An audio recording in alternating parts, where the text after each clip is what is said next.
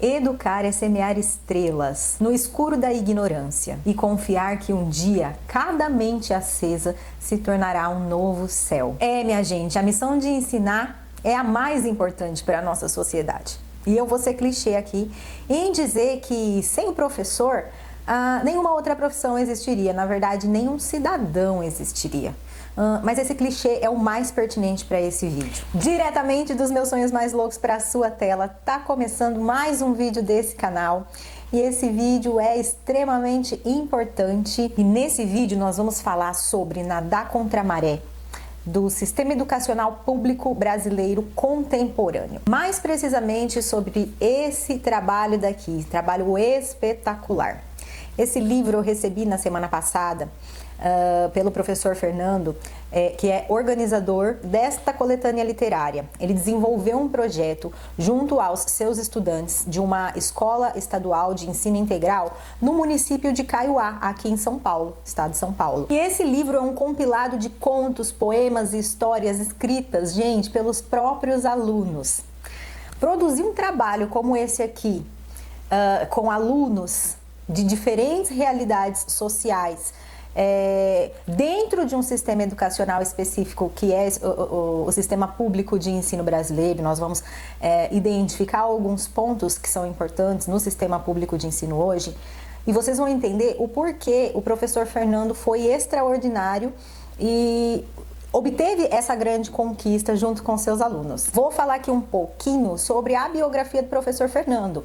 Ele é licenciado em Pedagogia pela Universidade Federal do Mato Grosso do Sul e em Letras pela Faculdade de Filosofia, Ciências e Letras de Presidente Venceslau, aqui também no estado de São Paulo. O professor Fernando também é especialista em literatura com pós-graduação lato sensu em o estudo do texto. Ele tem mais de 2 décadas de atuação na educação pública e, gente, eu admiro muito isso, porque não é fácil estar lá. Eu já estive lá também, vou contar de algumas passagens minhas pela escola pública, como eu me sentia no momento, no curto período de tempo que eu estive lá. Hoje, o professor Fernando leciona na Escola Estadual Engenheiro Orlando Drummond Murgel, em Presidente Epitácio. E também ele é professor supervisor da PIB de CAPES no Instituto Federal de São Paulo, é isso? Campus de Presidente Epitácio, onde contribuiu com a formação de futuros professores de letras. Então, o professor Fernando tem um currículo, assim, extraordinário. Além disso, ele foi conselheiro tutelar de 2008 a 2016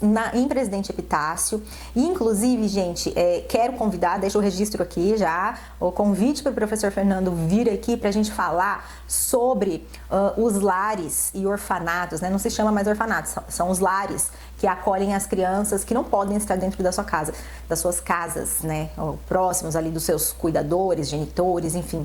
É um assunto bem legal que eu quero trazer, professor Fernando, pessoalmente aqui no canal um dia em breve, tomara, né, gente? Preciso de equipamento para que eu possa trazer convidados. Tem muita gente que eu quero trazer e entre eles, professor Fernando será um dos primeiros, com certeza. A gente só precisa adequar a agenda porque professor, vocês sabem, né? Cada hora tá num canto. E ele me mandou uma frase aqui sobre as suas crenças na educação, né? Ele acredita que educar é transformar e que cada sala de aula é um espaço de resistência, diálogo e esperança. Olha que profundo, gente. Só um professor com essa mentalidade seria capaz de remar contra um sistema educacional que não nos favorece em quase nada. Tô falando da escola pública, tá? Do ensino público.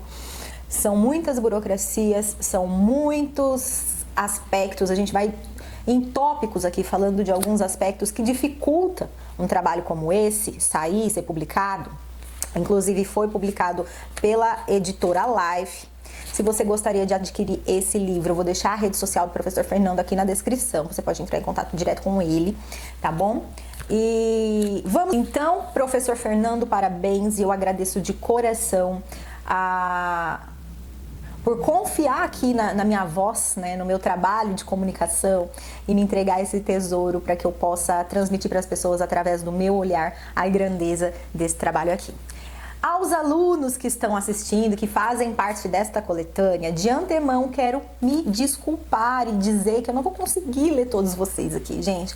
Precisei selecionar algumas histórias, todas são de extrema importância, mostra muito a cultura da região onde vocês vivem, a estrutura familiar de cada um, a programação mental que vocês receberam dos seus pais e professores, é tudo isso muito grande, tudo muito maravilhoso. Vocês todos que estão aqui são espetaculares, parabéns! Continuem no caminho da leitura, da escrita, das artes, que, olha, pela criatividade e qualidade do trabalho que vocês fizeram aqui, vocês têm um bom caminho a seguir aqui nesse rumo, beleza? Estas histórias, galera, foram escritas em 2023, né? Foi um ano complicadíssimo na educação, porque foi pós-pandemia. E a pandemia impactou de forma extremamente negativa, aumentou ainda mais os desafios na educação, por conta da não possibilidade, né, da impossibilidade de estar presencialmente na escola. Foi bom por um outro lado, mas assim, com relação à tecnologia educacional, a tecnologia sendo inserida na educação, nesse lado foi bom, nesse aspecto foi bom. Porém, os alunos sem o contato social entre eles e com o professor, gente, a defasagem de conteúdo, a defasagem no conhecimento das crianças foi assim, muito... É algo que a gente ainda vai colher os frutos, eu acredito que aí, por mais uns 10, 20 anos, nós vamos ter que nivelar essas crianças, o conhecimento dessas crianças.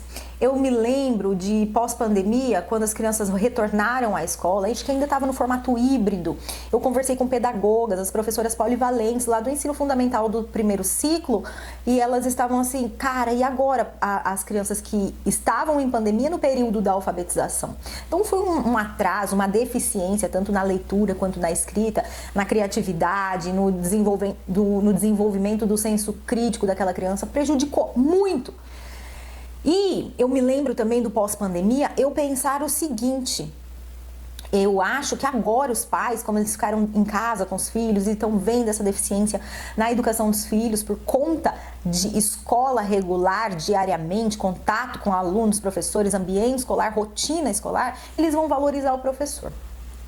Isso ainda não aconteceu, mas eu espero muito de todo o meu coração, gente. Esse trabalho que eu tô fazendo aqui, esse vídeo, ele também é para tentar aí mostrar a importância do professor, para tentar fazer com que vocês entendam a importância da escola pública, porque toda criança precisa estar dentro de uma instituição de ensino para sua formação de caráter, para sua formação social e também acadêmica e intelectual, tá? E aí, gente, esse livro me sai em 2023, mostrando, provando, deixa a moto passar.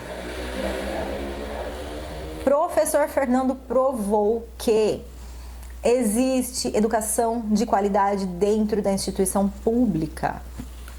E eu vou começar... Gente, tive que escolher, foi tão difícil.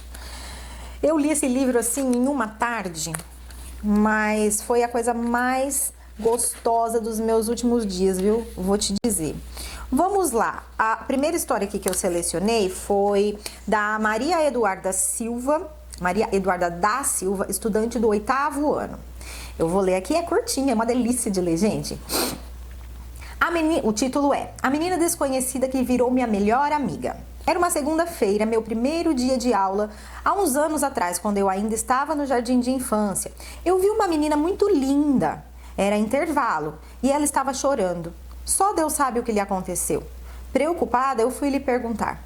Oi, amiguinha, por que está chorando? Porque não queria que a minha mãe fosse embora e me deixasse aqui sozinha, respondeu. Ora, pode parar de chorar, você não está sozinha não, viu?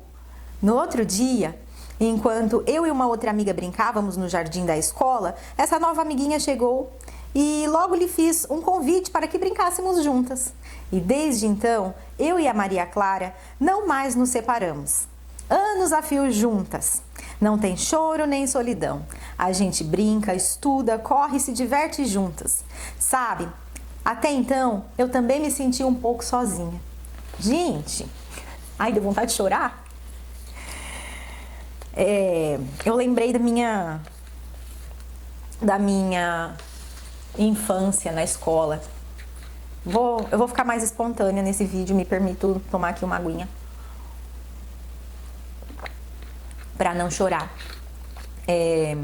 Eu lembrei do meu jardim de infância, da minha época de infância, no pré, na escola, em que muitas vezes me senti sozinha.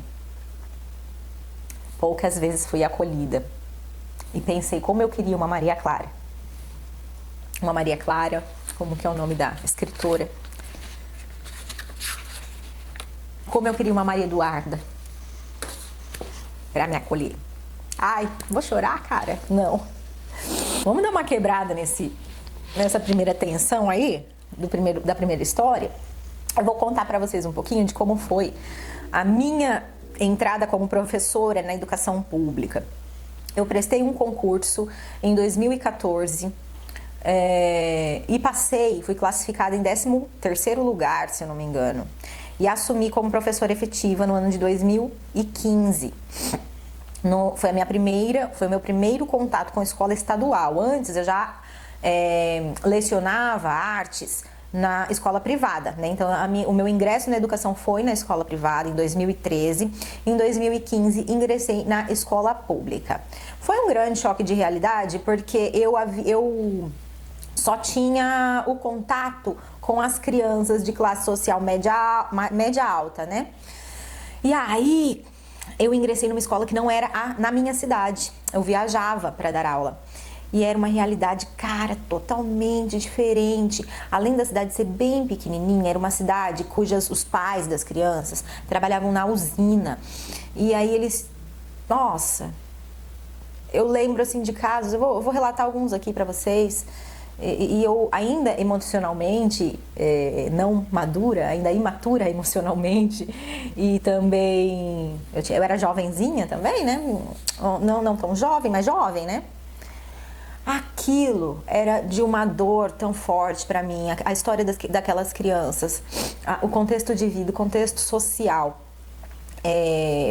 Muitas crianças bem carentes, não só financeiramente, mas de amor, de carinho, de estrutura familiar, de muita coisa, sabe?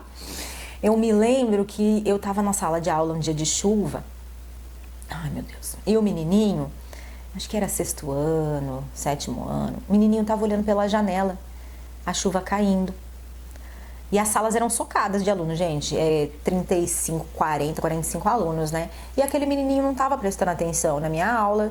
E eu chamei a atenção dele, falei, oi, vamos lá? A professora tá explicando, o que você tá olhando lá fora?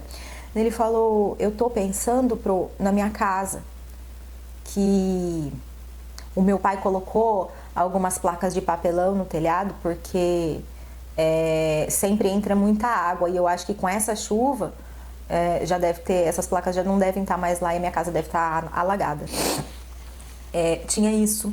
Tinham crianças que não tinham alimento em casa e elas se alimentavam somente na escola.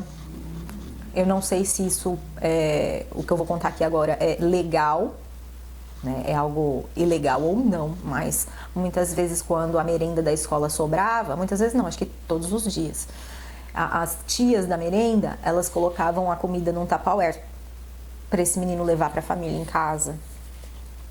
Eu vi coisas assim, tristes demais. Eu fico com vontade de chorar, acho que eu tô meio emotiva. Eita, vambora. E aí, o que aconteceu? Eu ia levando essas emoções para casa. Eu não era mãe ainda, mas eu ia absorvendo todo aquele sentimento de precisava fazer alguma coisa e não conseguia fazer. Uma vez nós tínhamos um menininho que ele tinha os dentinhos todos cariados, inclusive na frente. Visivelmente ele tinha alguma DI ali, sabe? Alguma deficiência intelectual, mas ele vinha de chinelinho, com materialzinho simples, mochilinha reutilizada de alguma outra coisa. E aquilo me doía tanto, e eu organizei. Eu me lembro disso, eu fazia assim das tripas coração, sabe? Para sentir menos aquela dor. E aí eu organizei com a galera, com os professores, de montar uma cesta básica para o menino com produtos de higiene, produtos de limpeza, enfim, tudo no fim do ano, né? Tipo, seria uma cesta de Natal. E aí me lembro do pai chegar para pegar essa cesta e ele veio de carro. Eu fiquei achando estranho. O pai veio de carro. A escola acho que quis registrar a entrega dessa doação para a criança e pegou um celular da escola, tirou a foto e o pai falou: ai, tira uma foto com o meu também. O pai também tinha celular. Eu fiquei pensando, caramba, são valores diferentes, sabe? Os meus próprios valores eram colocados à prova todos os dias quando eu estava na educação pública. E eu vou precisar admitir aqui que eu fracassei nessa missão. Eu era jovem, imatura emocionalmente, e eu lecionei na escola pública de 2015 a 2016, não, 2015 a 2017, isso foram apenas 2 anos? Isso, de 2015 a 2017, foram 2 anos na escola pública, eu fiquei 2 anos nessa escola numa cidade vizinha. E depois eu pedi a remoção do meu cargo, porque quando passa o estágio probatório, você já pode pedir para ser removido de escola, né? Tem que ver onde tem vaga e você faz a sua opção para onde você quer ir. Pelo menos era assim na época, e a gente já vai falar sobre a volatilidade do sistema de gestão, sistema por trás da educação em sala de aula. A gente olha e pensa que é só aquilo na sala de aula, mas não, gente, tem muita coisa por trás. Aí eu escolhi uma escola que ficava mais próximo da minha casa e essa escola era uma outra realidade social, era um outro contexto social. Eram crianças, era uma escola vizinha do presídio, então as crianças que estudavam ali, elas estavam ali, as famílias vinham para perto do presídio por conta do pai, né? O presídio masculino, o pai que estava preso, então a família estava ali. Já era um outro contexto, nossa, era totalmente diferente. Eu peguei uma turma de crianças mais velhas, ensino médio. Eles já estavam ligados em outra coisa, e, sabe, assim, eles já tinham uma cabeça, tinha gente que trabalhava já, mas, enfim, gente, naquele momento, nesse momento da remoção, eu não consegui me manter bem emocionalmente, não consegui me manter estável emocionalmente naquele contexto, precisando lidar com uma gestão que dificulta um pouco as coisas, falta de recurso, falta de material, falta de pai e de mãe na escola acompanhando a vida do filho, não tinha. E aquilo, eu já estava exausta emocionalmente de carregar aquela dor da realidade social das crianças e eu exonerei o meu cargo. Nesse momento eu falei, não vou dar aula mais, nunca mais, eu fiquei bem traumatizada. E aí eu abri o meu estúdio de fotografias e fiquei focada há 1 ano, 100% somente no estúdio. Mas a gente tem o professor, a gente fala que professor é vocação, mas não pode deixar só na vocação, porque vocação não paga boleto, e é verdade, né? Mas o professor tem sim uma vocação, é um chamado que não cabe, sabe, dentro da gente. A gente tem um conteúdo dentro da gente que ele transborda de um jeito que a gente precisa passar. E eu voltei para a educação em 2018, na escola onde eu comecei, que é uma escola particular, né? Uma escola da rede privada, é uma escola privada. E aí eu voltei, e não voltei mais à escola pública. Então eu considero que eu fracassei como uma educadora de escola pública, e isso me dói pra caramba até hoje. É uma grande vontade minha voltar à escola pública. Quando eu entrei lá, eu tinha um sonho de transformar a vida das pessoas e eu não consegui, sabe? Por muitos motivos. Não conseguia realizar o meu trabalho do jeito que eu queria realizar, por vários motivos, né? Então, primeiro, nós temos a questão de infraestrutura, a escola mal ventilada, com banheiros inadequados, biblioteca um caos, laboratório não tem, computadores sucateados. Gente, tudo isso vai corroborando para uma educação ineficaz, entende? E mesmo com todos esses problemas, o professor Fernando conseguiu extrair o melhor dos seus alunos, passando por uma pandemia, né? Tendo acabado ali de sair de uma pandemia, ele conseguiu criar um trabalho desse, gente. Isso é magnífico. Eu vou ler mais uma história. Eu marquei algumas aqui. Ai, essa é maravilhosa. Todas são maravilhosas, mas eu marquei essa daqui porque ela fala sobre mulheres. O título do poema é Mulheres. escrito por Tainá Amanda Zuanetti, uma estudante do primeiro ano do ensino médio. Gente, essa menina tem 15 anos, ou 16 no máximo, não sei. É a faixa etária correta ali dentro do primeiro ano do ensino médio. Vamos lá. Ser mulher é sorrir mesmo estando no pior dia possível. É chorar por receber o mínimo de reconhecimento que merece. Ser mulher é batalhar pelos seus sonhos, é crer que um mundo melhor existe, mas diante de todos os fatos apresentados, ser mulher é ser considerada pessoa do sexo frágil. Mas já repararam a força que uma mulher tem? Ter que passar por situações constrangedoras no trabalho, em casa, na rua e ainda fingir estar bem? Na verdade, mulheres até podem ser frágeis, mas não burra. Burra não. Cuidado, cuidado com o que falam e com o que pensam. Vocês podem estar muito errados. Ser mulher é algo complexo. Alguém realmente entende isso? Mulheres, mulheres amigas, mulheres parceiras, mulheres gentis, mulheres companheiras, todas mulheres guerreiras. Sempre com um propósito em mente, lutam, persistem e, consequentemente, resistem. Mulheres suportam críticas, julgamentos, negatividade e mesmo assim correm atrás do que querem. Mulheres são seres inigualáveis, incomparáveis, cada uma com seu jeito. Não são rotuláveis, nem tentem. Mulheres são seres perfeitos, zero defeitos. Gente, é profundo porque a Tainá, ela tem uma percepção sobre o ser mulher de muita resistência, né? E a gente precisa divulgar um conteúdo como esse, esplêndido, porque é uma menina de 15 anos. Ela tá começando a ser mulher agora. E é muito gratificante perceber que a minha classe, a minha bandeira, a bandeira feminina, ela tá sendo levantada aí por esses estudantes jovenzinhos, essas estudantes jovenzinhas, né? Outros fatores deficitários da escola pública nós não podemos deixar de dizer que são ausência de educação emocional,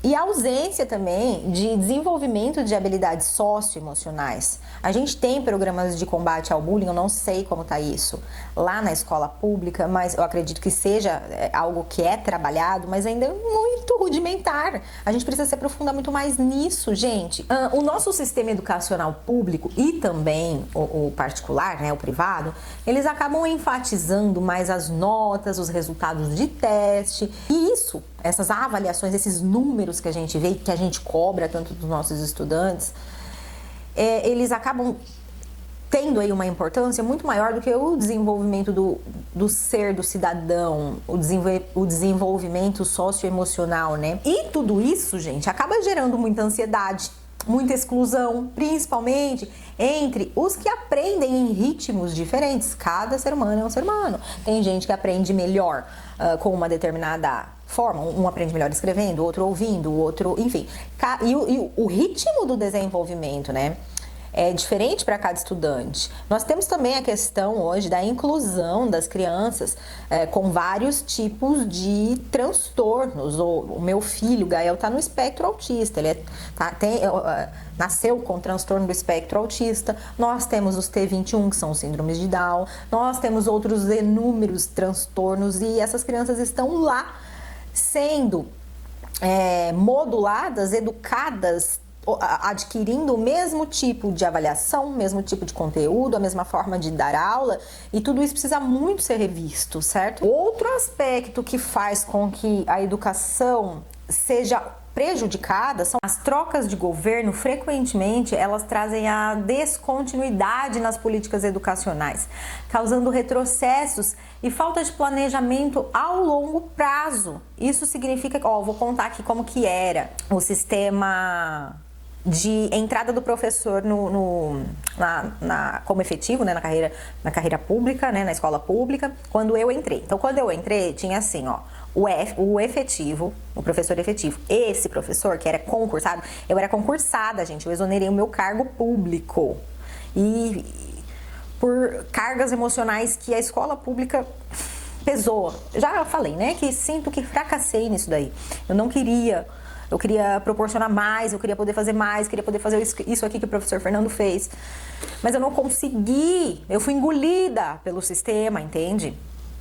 E aí era assim, eu entrei como efetiva, depois tinha o categoria F, ele era meio estável, depois tinha o categoria O, que ele pegava tudo os restos da aula que ninguém queria. Hoje isso já mudou, não sei mais como é que tá. Parece que não existe mais efetivo, não tenho certeza. Quem souber, deixa nos comentários aí. Deixa eu aproveitar para pedir like para vocês.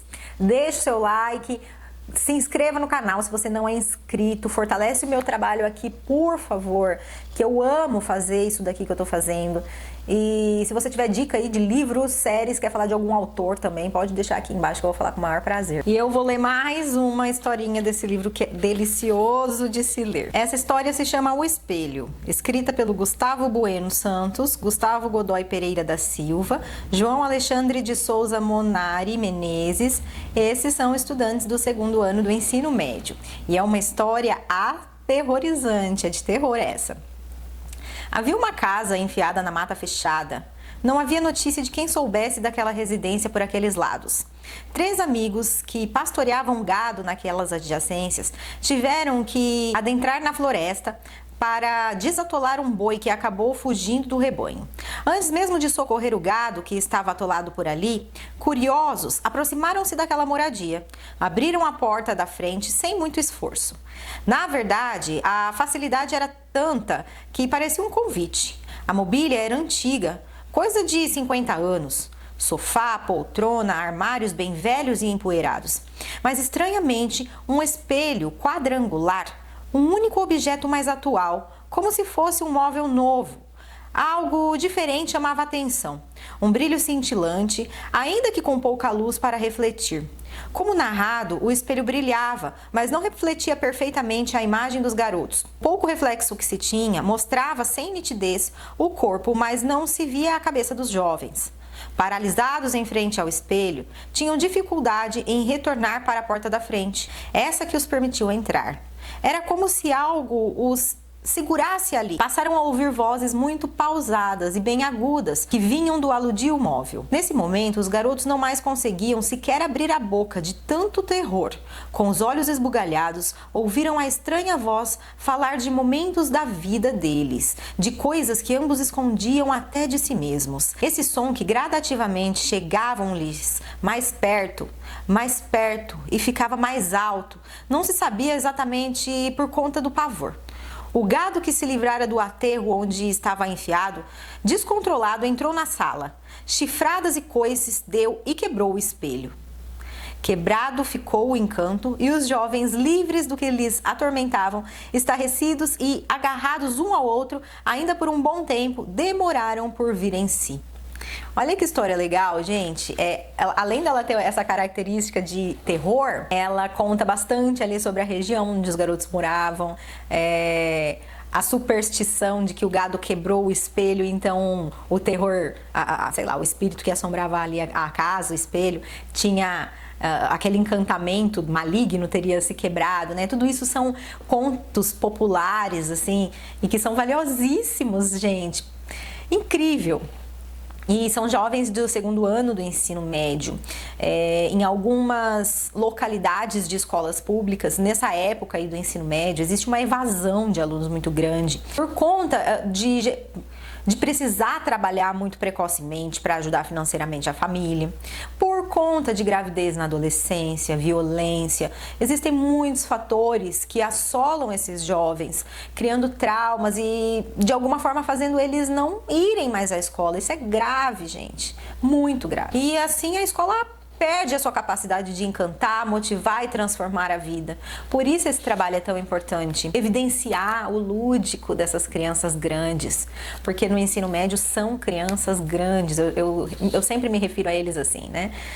Eles ainda estão sendo formados para ser um adulto, não tem maturidade ainda o suficiente. A escola vai fazer com que esses alunos, essas pessoas se formem de verdade para ter uma bagagem para ir para o mundo lá fora, né? E tem muita gente que fala aí que professor é vagabundo, professor não quer trabalhar, por isso que a educação pública é uma bomba, é péssima, mas não é verdade, né? Como eu sempre falo nos meus vídeos, existe a dualidade das pessoas. Existem pessoas boas, pessoas não tão boas, pessoas que querem o mal das outras, e na educação não é diferente. Então existem, sim, os professores que, sei lá, fazem as coisas lá de qualquer jeito, enfim. Mas existe muita gente boa também. E o professor que faz de qualquer jeito, ele tem um motivo, não defendendo, tá, gente? Porque ninguém pôs arma na cabeça de ninguém para entrar numa sala de aula e dar aula, tá? Para assinar um contrato junto a uma instituição educacional. Se o professor tá lá, é porque ele quer e ele aceitou as condições. Mas não é valorizado, não tem um bom salário, não tem um bom ambiente de trabalho, um ambiente que evidencia, valoriza, impulsiona o trabalho do professor. Isso é complicadíssimo e aí desanima mesmo, né? E quando um professor como esse não desanima, cara, é esplêndido. É uma coisa assim que é surreal de maravilhoso, entende? É um professor que luta contra todo esse sistema de baixo salário, de baixo apoio, baixo recurso, baixo tudo. Ele nada contra a maré e consegue realizar um trabalho como esse. E aí nós chegamos então aos momentos finais desse vídeo. Eu espero muito que vocês tenham gostado. Mais uma vez, gratidão, professor Fernando, por entregar na minha mão esse tesouro. Me acendeu assim uma luz de esperança na educação pública. Professores como você fazem a diferença na educação pública e fazem a diferença na vida dos estudantes. Eles vão levar os professores que se esforçam. A criança sente, tá, gente? Quando o professor tá se esforçando, dando o seu melhor, e aí ele quer proporcionar isso de volta para o professor de alguma forma. Ele quer orgulhar o professor, né? Acalentou muito meu coração com relação à situação das escolas públicas. Eu espero que você, professor, também que esteja assistindo, você estudante que deseja ser professor, seja sim professor. Nós somos uma classe em extinção nesse momento. A gente precisa de professores com vontade, com garra, com determinação, né? Vamos unir a classe dos professores, porque a classe dos professores são desunidas. A gente precisa se unir para lutar pela nossa causa, pela qualidade no nosso trabalho, para poder executar com mais frequência um trabalho como esse. Tá bom? Espero muito que você tenha gostado. Um beijo e tchau!